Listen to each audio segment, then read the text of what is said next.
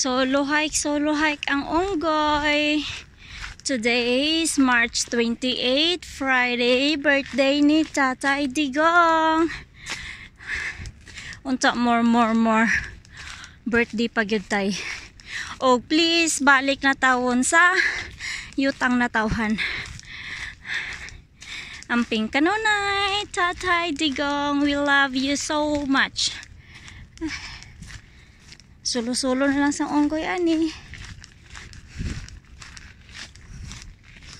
Solo kaya may kauban mo nang solo.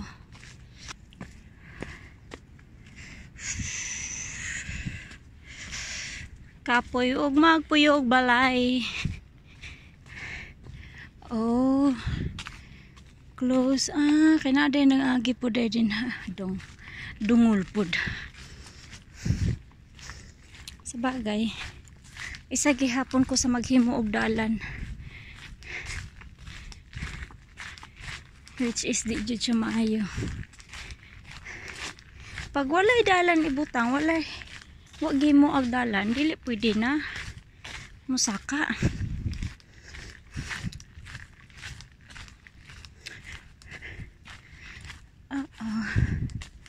Unsa naman yung lugaran eh? Asa naman ang Onggoy?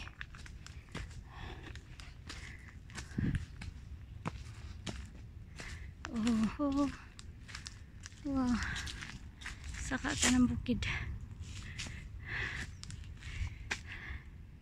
Kanay sakuan.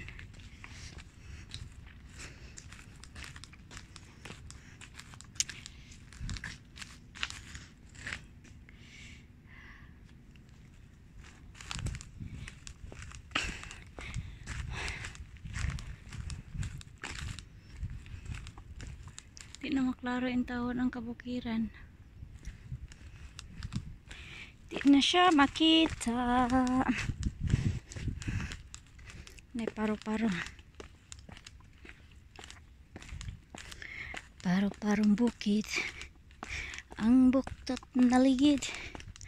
Magkanta na lang ang Onggoy. Kay murag kulba man.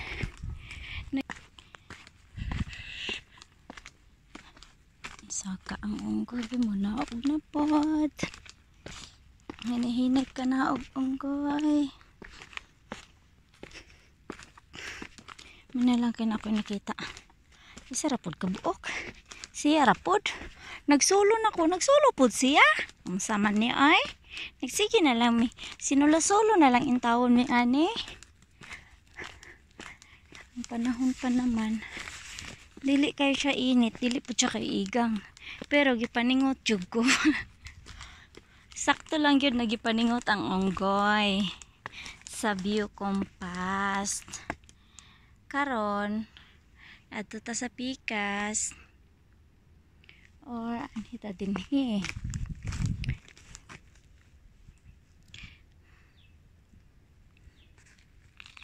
or adto ta dito.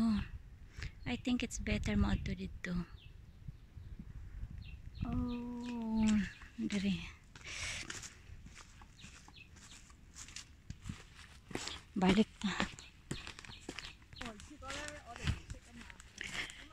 May kasama na ako. Nagsugat in taon mi sa tulo ka batanon. So na kay kuyog. Naihagdan. So mamili na pud ta Onggoy og asa man ka. Paingon ka sa Mount Parkler. Dito ang road. Don't you know? Balik na ta guys. Lobat na ang Onggoy. Walay power bank so kinahanglan makanaog taog. Sayo ay ha mag shutdown ato ang cellphone.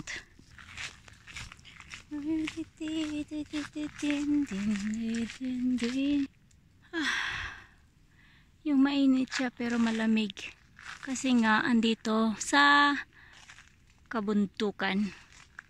So ayan. Ang ganda.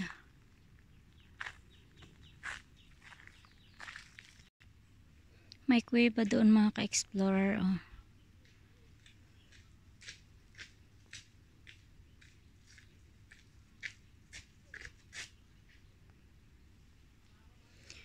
So ayan mga ka-explorer, dito na lang ang unggoy at kailangan ko nang tapusin. Thanks for watching. Monkey Girl Explorer is here na nagsasabing piliin po nating maging masaya at gumawa ng magandang alaala. God bless.